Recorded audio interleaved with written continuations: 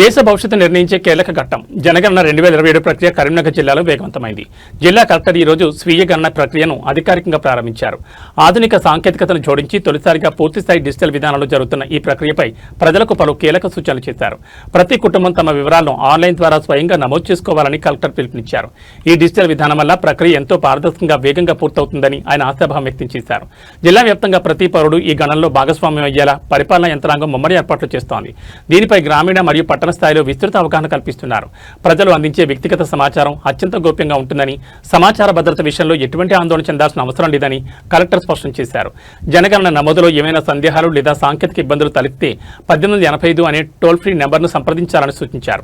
దేశాభివృద్ధి ప్రణాళికల రూపకల్పనకు జనాభా గణన అత్యంత కీలకం.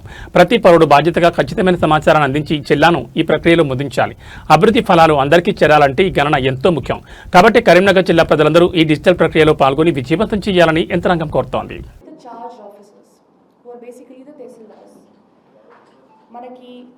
We also have the system of enumerators and supervisors. So this is very basic information to be given to all of you. Trainings paranga successively we have had the trainings of all the charge officers in 2 rounds. Mandal variga phased banner lo right now even the training program of the supervisors and enumerators are going on mandal variga. We have a dedicated schedule for that. Ee roju press conference information in already మన state level జరిగిన తర్వాత the mandate is to ensure that all of you are explained about the process of self enumeration. Now I request if we can run through the PPT once. We will be subsequently also giving you the information and even this PPT will be shared. So I request everybody just to discuss along with us. ఇందులో major benefits ఏముంటుందంటే almost this will be like a time management exercise. Pre-filled data ఉండేసరికి explain. Yes. So in the slide we can see 4 sections. దీనికి elaborate చేసుకుంటూ subsequent slides లో ఉంటుంది. There are state which is Telangana state and Hindi and English both it will be available. So we will just put the capture and proceed. Next slide. Again here it is very evident. So Telangana state, name of the head of the household, mobile number, email is again optional. So basic ga through the name of the individual and census మనం basic ga household registration లాగా చేస్తాము, followed by location identification. ఒక్కొక్క వారీగా మనం చూసుకుంటూ వెళ్దాం. Data entry comes in your section 3. Section 4 is very important because that will be kept pending on the basis of the actual field visit of the enumerator. So section 1, 2, 3 మనం self enumeration drive లో చేసుకొని ఆ కింద ఏదైతే మీరు చూడగలుగుతున్నారో H1 2 3 4 5 6 7 8 9. So these are your basically ఒక number, registration number లాగా మనకి SC X నంబర్ ఇచ్చేస్తారు. అదే నంబర్ ని మనం field enumeration చేసేటప్పుడు when we show that it becomes very easy for autofill data to be verified and balanced data which is basically your government data that will be updated and then subsequently the census will happen. Next slide. IT office besides any kind of junction. So మనం zoom చేసుకుంటే better into the familiar back. Yes.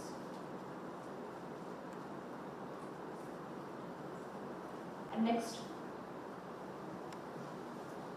Thereafter, these are the information, serial number 2 and 3. Similarly, in the section 2, main point for the self-enumeration exercise, we will be receiving a 11-digit self-enumeration ID, which will be prefixed with H through the registered mobile number. Manaki enumerate, used in a convenient manner. That same information has been given to the charge officers, RPs, department-wise target of mandal level officers, GP level officers.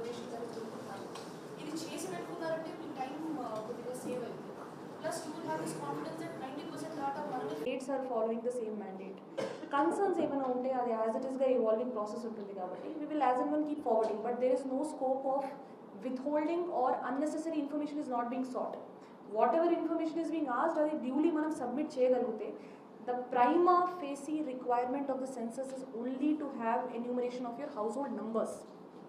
So మీరన్నట్టుగా there might be information sought from socio-economic angle, but the idea is that at the end of the day if there are 5 members in a household అది ఖచ్చితంగా miss అవ్వకుండా ఉండాలి. that is the central core of the same.